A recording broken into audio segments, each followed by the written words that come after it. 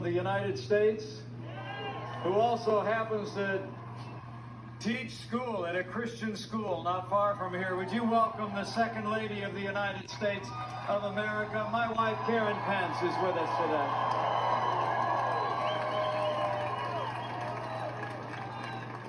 But we're honored today to be here at this Washington Prayer March. We wanted to be here to stand with you. But I also wanted to be here to extend the greetings and the gratitude of a leader who has been a champion for people of faith, for life and religious liberty. So allow me to bring thanks and greetings from the 45th President of the United States of America, President Donald Trump.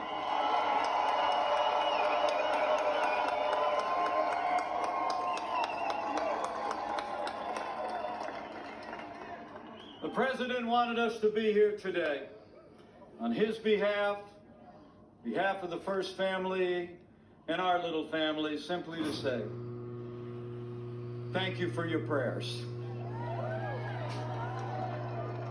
The Bible tells us to persevere in prayer, that the prayer of the upright pleases Him, that the effective and fervent prayer of a righteous people availeth much. And in these challenging times, we do well, as you do today, to remember that in everything, by prayer and petition with thanksgiving, that we're to present our request to God. And we can claim the promise that the peace of God that passes all understanding will guard our hearts and minds in Christ Jesus, as His grace has through the generations of this nation. And today, at this Washington Prayer March, you continue a great American tradition. Since the founding of our nation, the American people and our leaders have gone to prayer in challenging times.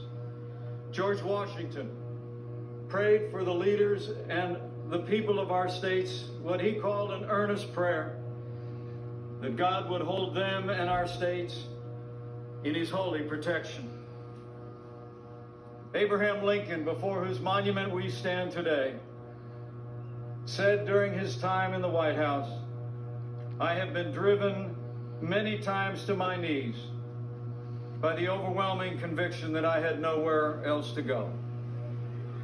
And President Donald Trump has observed many times that America is a nation of believers. And you proved that again today.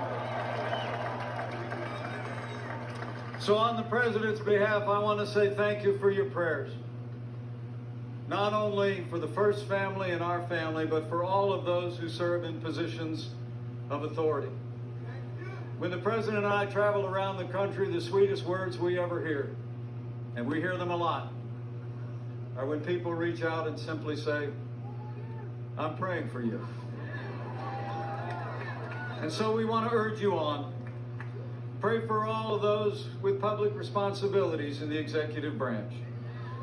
Pray for all of the members of the Congress of the United States.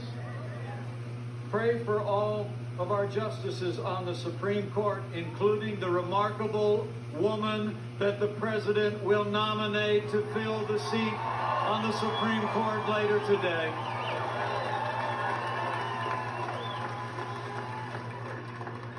And as the proud parents of a United States Marine with a son-in-law deployed in the United States Navy, we ask you to pray for the men and women of our armed forces this day and their families.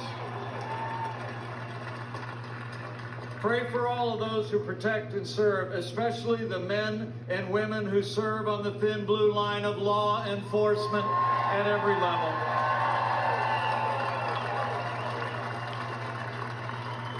And in these challenging times, in the wake of a global pandemic, we urge you to pray for all of those who are struggling with loss and with serious illness. Pray for our doctors and nurses and all of those that are bringing America through this challenging time.